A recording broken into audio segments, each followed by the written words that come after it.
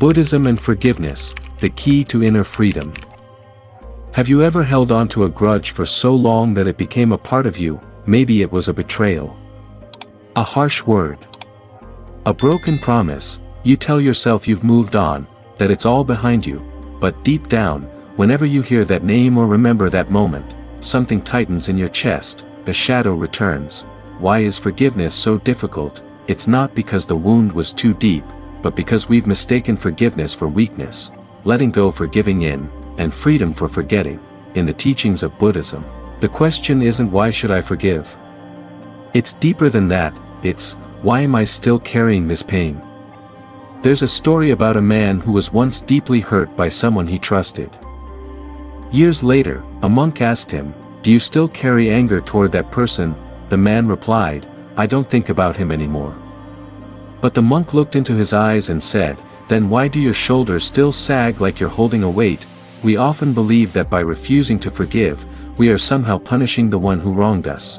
But in truth, we are punishing ourselves. It's like drinking poison and expecting the other person to die. The Buddha once said, holding on to anger is like grasping a hot coal with the intent of throwing it at someone else. You are the one who gets burned. Forgiveness, in Buddhist practice, isn't about condoning harmful behavior. It's not about erasing the past. It's about liberating the present. It's the decision to stop bleeding from an old wound. But here's the paradox: the wound we think is in our heart, is often just in our mind. We feed it, water it, revisit it, talk to it, and in time, it becomes part of our identity. We become the one who was betrayed, the one who was wronged, the one who can never forget. But Buddhism teaches, you are not your pain, you are not your story, you are the awareness behind it, the space vast enough to hold both hurt and healing. So the question becomes, what if forgiveness is not about them, but about reclaiming you? In this journey together, we will walk through the depths of Buddhist wisdom, not just to understand forgiveness, but to live it, to feel it, and to embody the freedom it brings. Because behind every wound is a door, and behind that door is peace. Let's open it together. So what is forgiveness, really? If it's not forgetting, if it's not pretending the pain never happened, then what does it mean? Through the eyes of the Buddha, in Western culture, forgiveness is often tied to a moral obligation. Forgive because it's the right thing to do. But in Buddhism, it's not about obligation, it's about liberation. Forgiveness is a path, a conscious act of letting go of suffering, not memory. The Buddha never said, forget the harm done to you. He said, see through it, understand it, transform it. To forgive in Buddhism is not to deny the past, it's to stop allowing the past to control your present. There's a profound story told in the Pali Canon. One day, the Buddha and his disciples passed by a village where he had once been harshly insulted. A monk asked, why return here, where they showed such disrespect? The Buddha replied, because they are no longer who they were, and neither am I.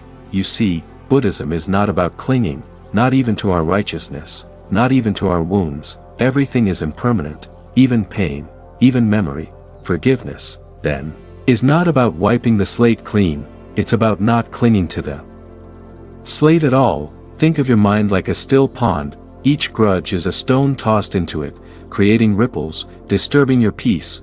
Forgiveness is gently removing the stones, one by one, so stillness can return. But that stillness doesn't mean ignorance, it means clarity. The Buddha once taught that true wisdom arises from understanding the causes and conditions of suffering. When we forgive, we don't turn away from truth, we look directly into it, with eyes of compassion. That doesn't mean we allow harm to repeat. Forgiveness doesn't say, what you did is okay, it says, I choose not to suffer for it any longer. One of the most beautiful teachings on this comes from Zen master Thich Nhat Hanh. He wrote, when another person makes you suffer, it is because they suffer deeply within themselves, and their suffering is spilling over. They do not need punishment, they need help. That's the message they are sending. To forgive is to see the wounded child behind the cruel act, the ignorance behind the anger, the confusion behind the violence. It's to see through the illusion of me versus them, and return to the truth of interbeing. So no, Buddhist forgiveness is not weakness. It is one of the strongest, most radical acts of spiritual courage. It says, I will not chain my heart to hatred, I will not let your darkness become my own. I will meet this pain with wisdom, and I will rise, not in spite of it, but because of it. This is not an easy path, but it is a noble one, and it is ours to walk. If forgiveness is a door, then anger is the lock we must first understand, and most of us don't even realize. We're the ones holding the key. Why do we hold on to anger for so long? Because, in some way, it makes us feel powerful, it gives us a sense of identity. It whispers, I am the one who was hurt. I deserve better. I am right. But behind that voice is suffering. Buddhism teaches that anger is not an enemy, it is a messenger, a signal that something inside us is wounded, and that wound is asking to be seen. The Buddha spoke often of the three poisons of the mind: greed, hatred, and delusion, and at the center of hatred is misunderstanding. We believe the person who hurt us is the problem. But Buddhism asks a deeper question: who is the one suffering? Right now, anger is a fire, and when we hold on to it, it burns not just bridges, it burns us. There's a Zen parable about a young monk who asked his master, "Master, how can I stop being angry at someone who betrayed me?" The master handed him a heavy rock and said, "Carry this with you everywhere you go." The young monk obeyed. After 3 days, exhausted, he returned and asked, "Why must I carry this rock?" The master smiled, "Why must you carry your anger? The mind that cannot forgive is not evil, it is simply confused, mistaking pain for protection, vengeance for justice, bitterness for strength." But Buddhism doesn't condemn that mind, it invites it to awaken. Through mindfulness, we begin to see our anger not as something to be suppressed, but as something to be understood. We pause, we breathe, we feel where the anger lives in the body, the tight jaw, the burning chest, the clenched fists. And then we look deeper. Often, beneath anger lies fear, fear of being hurt again, fear of being unworthy, fear that justice will never come, and beneath that fear lies sadness, a deep, unmet longing to be safe, to be seen, to be loved. The Buddha taught that when we understand the roots of our suffering, compassion arises naturally, not just for others, but for ourselves. We begin to see that the mind which cannot forgive is a mind that needs healing, and that healing begins the moment we stop judging our anger, and start listening to it. In Buddhist psychology, there is no enemy, only ignorance asking to be illuminated, only pain asking to be held in awareness. So the next time anger arises, try this: don't fight it, don't feed it, just sit with it, ask, what are you trying to protect? You might be surprised what answers come when you no longer demand silence from your pain, because the road to forgiveness doesn't begin with the other person, it begins right here, in the honest, tender space where you choose to stop running. By now, we've seen the pain that anger brings, we've traced it back to its roots: fear, sorrow, unmet needs. But knowing why we suffer is only the beginning. The real question is, how do we set ourselves free? In Buddhism, freedom doesn't come from running away, it comes from turning inward, from meeting each wound with the medicine of mindfulness. You see, forgiveness isn't a sudden act, it's a daily practice, one breath, one moment, one small letting go at a time. Let's begin with the first and most powerful tool, mindful awareness. The Buddha taught, in mindfulness, we see things as they truly are. When anger rises, we don't suppress it, we recognize it, we name it gently. Ah, this is anger, and then we breathe with it. That simple act, acknowledging our pain without judgment, is already a step toward liberation. Like a storm cloud, anger looks heavy from far away, but when we bring mindfulness to it, we realize it passes, it was never permanent. The second tool is metta bhavana, the practice of loving kindness. It begins with offering compassion to ourselves. Say silently, may I be safe, may I be peaceful, may I learn to let go. And once our own hearts soften, we begin to offer that same wish to others, even those who've hurt us, not because they deserve it, but because we deserve peace. You can whisper, may you be free from hatred, may you be free from suffering, may you awaken to love.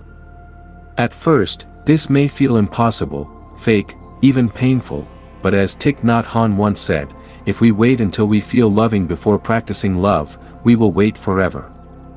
Metta is not a feeling, it is a choice, a discipline of the heart. Another powerful practice is Tunglen, taking in suffering, breathing out healing. This ancient Tibetan method invites us to imagine inhaling the pain of others, transforming it with compassion, and exhaling peace. Yes. It's radical, but that's what makes it so transformative, because we begin to realize something profound: we are not victims of emotion. We are alchemists, capable of turning rage into understanding, bitterness into wisdom, wounds into wings. And as we continue, a shift happens. We stop needing the past to change. We stop waiting for apologies. We stop believing that justice means someone else must suffer. Instead, we return, again and again, to the breath, to the still point, to the space where our pain no longer defines us. In Buddhism, this is true letting go, not forgetting, not condoning, but releasing the grip of the past on your present moment. It's like setting down a heavy stone you've carried for years, and realizing, your hands are now free to build something beautiful. So if you're still carrying pain, know this: it's okay to put it down, let it fall, let it melt, let it become something new, because forgiveness is not something you force, it is something you create space for, through practice, through breath, through kindness. Theory can teach us what to do, but it is stories that show us how. In this chapter, we don't just talk about forgiveness, we witness it. Let me take you first to South Africa, to a courtroom during the Truth and Reconciliation Commission. A woman, in her 70s, stands before the man who murdered her son.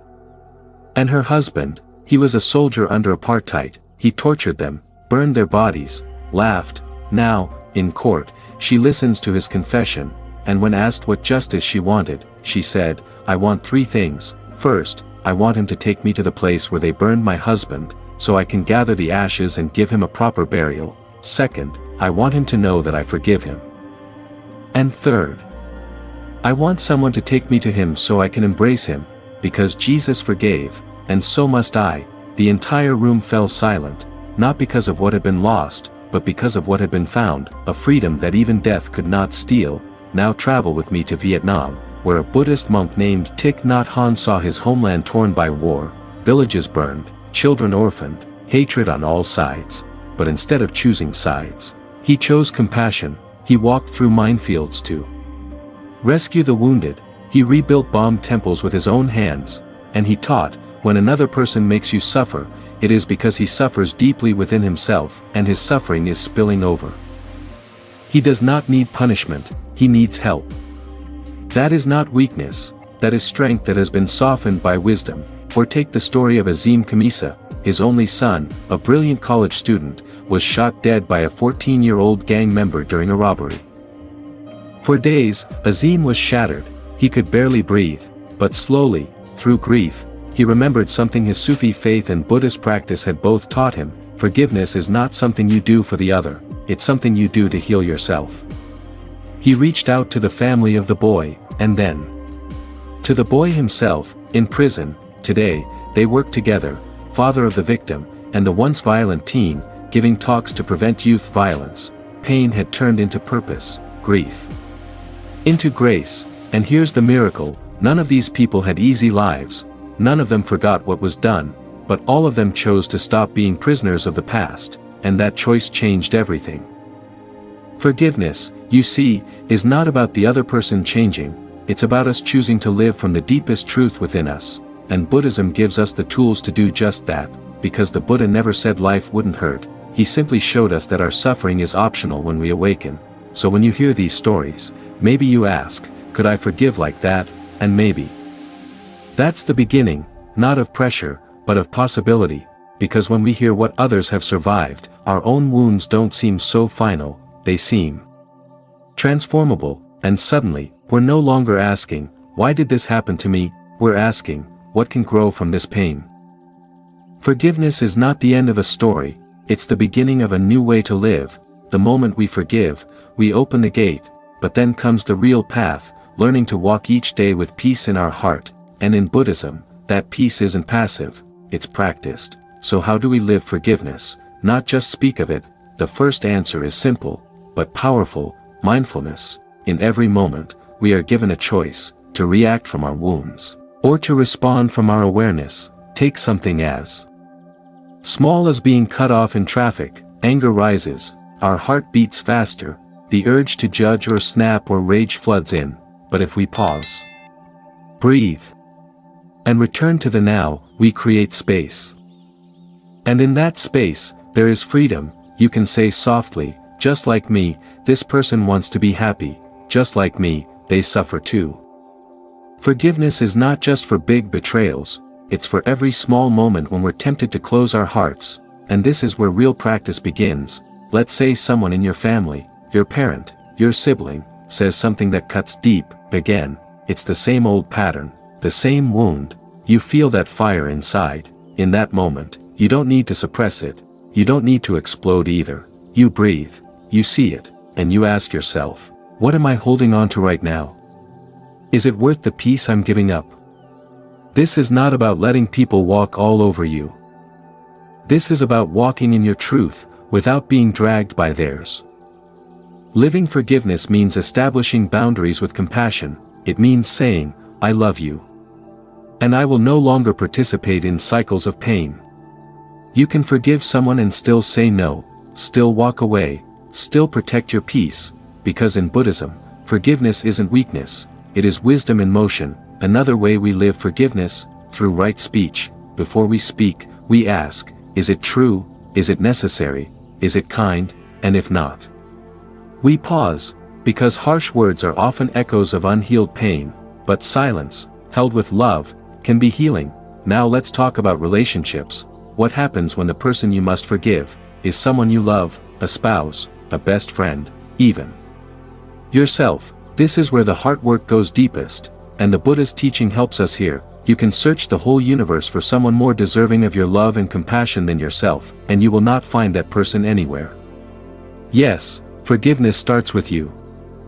Can you forgive yourself for what you didn't know back then, for how you reacted in survival, not in wisdom? Can you hold the younger version of yourself with tenderness, and whisper, I see you. I forgive you. I will not abandon you again. Because self-forgiveness is not selfish, it's sacred. Only when we water the roots of our own heart, can we offer fruit to the world. Living forgiveness means living slowly, intentionally, with awareness in how we speak, listen, walk, and love. And when we forget, because we will, we begin again. We return to the breath, to the moment, to the practice, just as a musician returns to the note, a monk to the bell, a flower to the sun. In this way, forgiveness becomes not just a moment, but a lifestyle, a choice we make every day to stay soft in a world that tries to harden us, to stay open, in a life that will inevitably wound us, and with each small act of peace, we transform the world around us, not with noise, but with presence, not with revenge, but with love. And this is the revolution of the heart. We've walked a long way together, haven't we? We started with the wounds, the pain we've carried, the betrayals we've endured, the voices that still echo in our hearts. But now, we've arrived at something different, something freer. You see, forgiveness is never about forgetting. It's not about excusing the pain, or pretending it didn't happen. It's about choosing to release the grip that pain has on you, and that is the path to true freedom. I want to share one last story with you. It's of a man named Nelson Mandela, who spent 27 years in prison, his body broken, his spirit tried, but never truly defeated. Upon his release, he didn't demand revenge. He didn't even demand justice in the way most of us understand it. Instead, he chose forgiveness. Why? Because Mandela knew what we sometimes forget. Forgiveness isn't for the other person, it's for us. It's for our peace.